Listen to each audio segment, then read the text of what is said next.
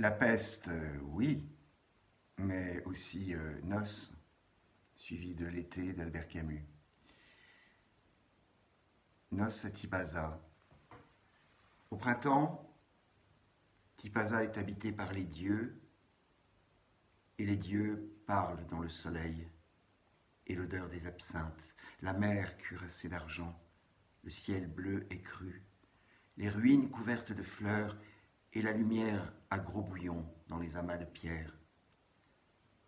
À certaines heures, la campagne est noire de soleil. Les yeux tentent vainement de saisir autre chose que des gouttes de lumière et de couleur qui tremblent au bord des cils. L'odeur volumineuse des plantes aromatiques racle la gorge et suffoque dans la chaleur énorme. À peine au fond du paysage puis-je voir la masse noire du chenois qui prend racine dans les collines autour du village et s'ébranle d'un rythme sûr et pesant pour aller s'accroupir dans la mer. Nous arrivons par le village qui s'ouvre déjà sur la baie. Nous entrons dans un monde jaune et bleu où nous accueille le soupir odorant et âcre de la terre d'été en Algérie. Partout des bougainvilliers rosas dépassent les murs des maisons.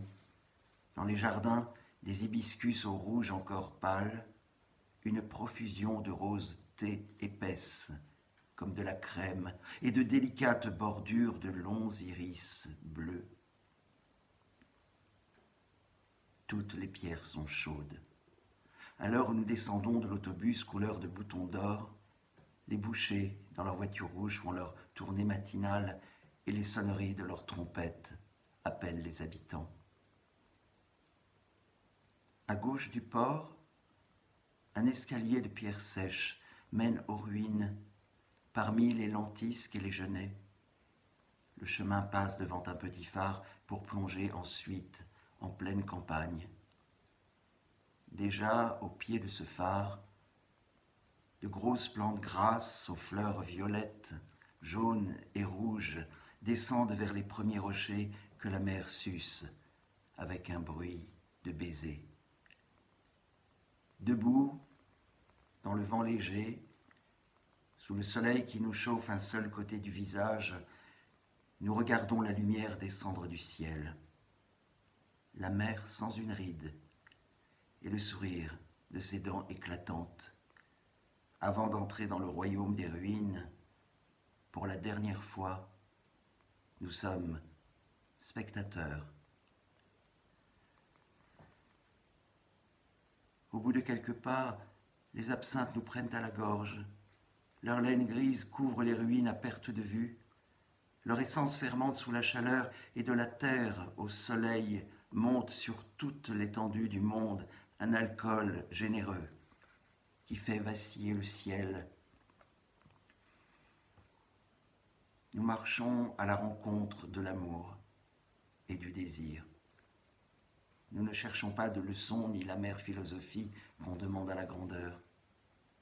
Hors du soleil, des baisers et des parfums sauvages, tout nous paraît futile.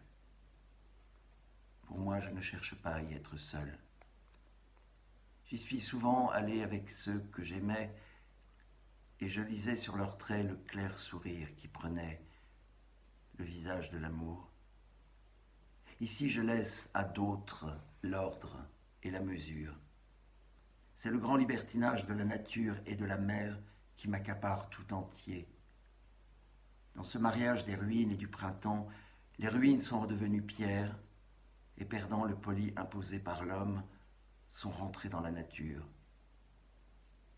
Pour le retour de ses filles prodigues, la nature a prodigué les fleurs. Entre les dalles du forum, l'héliotrope pousse sa tête ronde et blanche, et les géraniums rouges versent leur sang sur ce qui fut maison, temple et place publique.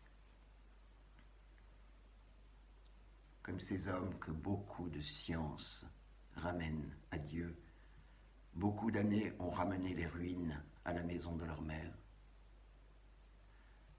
Aujourd'hui, enfin, Leur passé les quitte, et rien ne les distrait de cette force profonde qui les ramène au centre des choses qui tombent.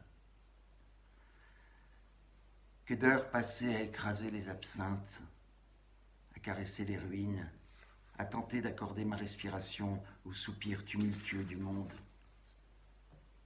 Enfoncé parmi les odeurs sauvages et les concerts d'insectes somnolents, j'ouvre les yeux, et mon cœur a la grandeur insoutenable de ce ciel gorgé de chaleur.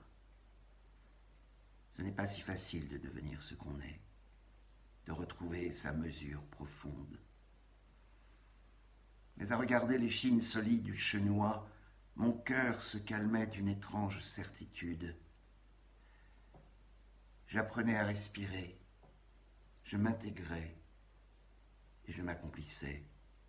Je gravissais l'un après l'autre des coteaux dont chacun me réservait une récompense, comme ce temple dont les colonnes mesurent la course du soleil et d'où l'on voit le village entier, ses murs blancs et roses et ses vérandas vertes.